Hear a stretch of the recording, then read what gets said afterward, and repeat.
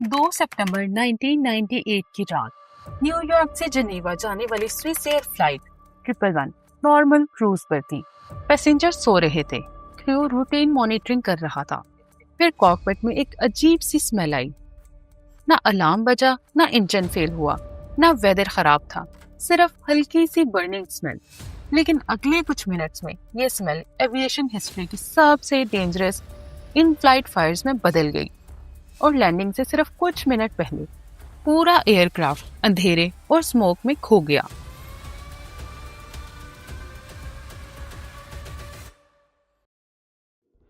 दोस्तों, AC our में आप सबको खुशामदीद। 2 सितंबर 1998 की रात स्विस एयर फ्लाइट 111 न्यूयॉर्क से John F Kennedy international airport से जनीवा के लिए रवाना हुई। एयरक्राफ्ट मैकडॉनल्ड डॉगलस MD-11 था, एक long haul wide body jet जो उस वक्त स्विस एयर की प्रीमियम इंटरनेशनल फ्लाइट्स ऑपरेट करता था। फ्लाइट में टोटल 229 लोग मौजूद थे, जिनमें पैसेंजर्स और क्रू दोनों शामिल थे। टेक ऑफ बिल्कुल नॉर्मल था। कॉकपिट में एक्सपीरियंस्ड क्रू मौजूद था।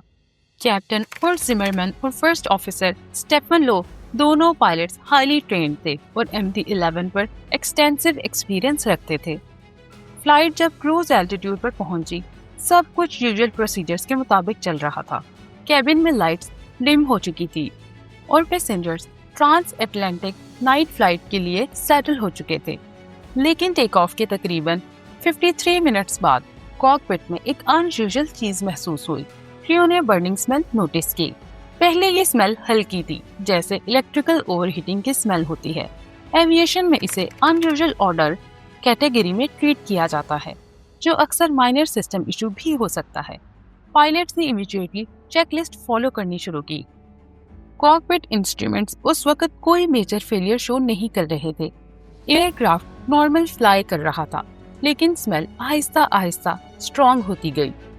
क्रू ने ATC को कांटेक्ट करके रिक्वेस्ट की कि वो नियरेस्ट सुटेबल एयरपोर्ट की तरफ डाइवर्ट करना चाहते हैं। उन्होंने कनाडा के हैलिफैक्स इंटरनेशनल एयरपोर्ट को सेलेक्ट किया, जो उन्हीं पोजीशन के मुताबिक क्लोजेस्ट मेजर एयरपोर्ट था। इस वक्त तक कॉकपिट क्रू को ये अंदाजा नहीं था कि एयरक्राफ्ट के अंदर ऑलरेडी एक हिडन फायर डेवलप हो चुकी थी। इन्वेस्टिगेशंस के मुताबिक फायर एयरक्राफ्ट के ओवरहेड सीलिंग एरिया में शुरू हुई थी, कॉकपिट के पीछे इलेक्ट्रिकल वायरिंग के करीब। MD-11 एयरक्राफ्ट में उस वक्त इंसुलेशन मटेरियल यूज होता था, जिसे MPET metallised polyethylene terephthalate insulation blanket कहा जाता था।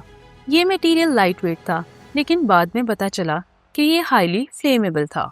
इलेक्ट्रिकल वायरिंग में शॉर्ट सर्किट या आर्किंग ने इंसुलेशन को इग्नाइट कर दिया था। फायर विजिबल नहीं थी, बल्कि स्ट्रक्चर के अंदर साइलेंटली स्प्रेड हो रही थी। कॉकपिट में स्मोक अब क्लियरली नजर आने लगा था। पायलट्स ने इमरजेंसी डिक्लेयर की और डिसेंट शुरू कर दिया।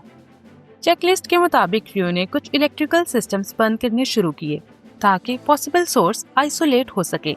लेकिन इस एक्शन का अनइंटेंडेड इफेक्ट ये हुआ कि एयरक्राफ्ट के कुछ सिस्टम टेम्परेरीली ऑफलाइन हो गए, जिससे सिचुएशन और कॉम्प्लेक्स हो गई। इस वक्त एयरक्राफ्ट हैलिफैक्स से तकरीबन 8 मिनट दूर था, लेकिन फायर एक्सपेक्टेशन से बहुत ज्यादा तेजी से ग्रो कर रही थी। कॉकपिट के ऊपर वायरिंग बंडल्स मेल्ट होने लगे, सिस्टम्स एक एक करके फेल होना शुरू हो गया। फ्लाइट रिकॉर्डर्स के मुताबिक कुछ मिनट्स के अंदर कैबिन लाइट्स फेल हुई, फ्लाइट इंस्ट्रूमेंट्स इंटरमिटेंटली ब्लैंक होने लगे, कम्युनिकेशन सिस्टम्स अनस्टेबल हो गए। पायलट्स अब लिमिटेड इंफॉर्मेशन के साथ एयरक्राफ्ट कंट्रोल कर रहे थे। ATC ने एयरक्राफ्ट को सी के ऊपर होल्डिंग पैटर्न दिया ताकि लैंडिंग प्रिपरेशन कंप्लीट हो सके, लेकिन क्रू के पास वक्त खत्म होता जा रहा था। कॉकपिट वॉइस रिकॉर्डर में लास्ट मोमेंट्स एक्सट्रीमली क्रिटिकल थे। स्मोक इतना डेंस हो चुका था कि विजिबिलिटी ड्रास्टिकली रिड्यूस हो चुकी थी। क्रू ऑक्सीजन मास्क पहनकर एयरक्राफ्ट कंट्रोल करने की कोशिश कर रहे थे। आग ने ओवरहेड स्ट्रक्चर को कमजोर कर दिया था। फिर अचानक मल्टीपल इलेक्ट्रिकल फेलियर्स एक साथ हुए। एयरक्राफ्ट के प्राइमरी सिस्टम रैपिडली शटडाउन होने लगे। 2:31 पर cockpit voice recorder abruptly stop हो गया।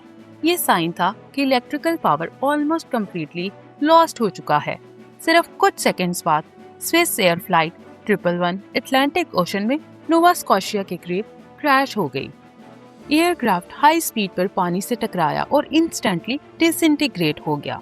229 के 229 लोग जान से चले गए।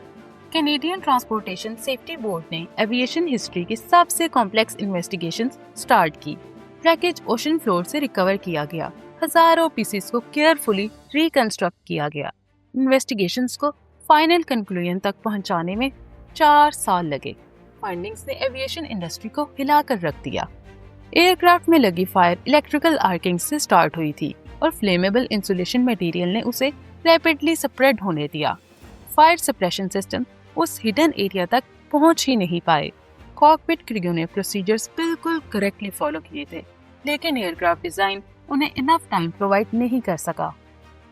स्विस एयर फ्लाइट 111 के बाद एविएशन इंडस्ट्री में मेजर सेफ्टी चेंजेस इंट्रोड्यूस कराए गए। Flammable insulation materials worldwide replace कर दिए गए। इन फ्लाइट स्मोक को हाईएस्ट प्रायोरिटी इमरजेंसी डिक्लेयर कर दिया गया। Electrical fire response procedures redesign हुए। पायलट्स को ट्रेनिंग दी गई कि स्मोक का मतलब है इमीडिएट लैंडिंग। एविएशन का एक नया रोल प्रैक्टिकली एस्टैब्लिश हुआ, लैंड इमीडिएटली, नो डिले।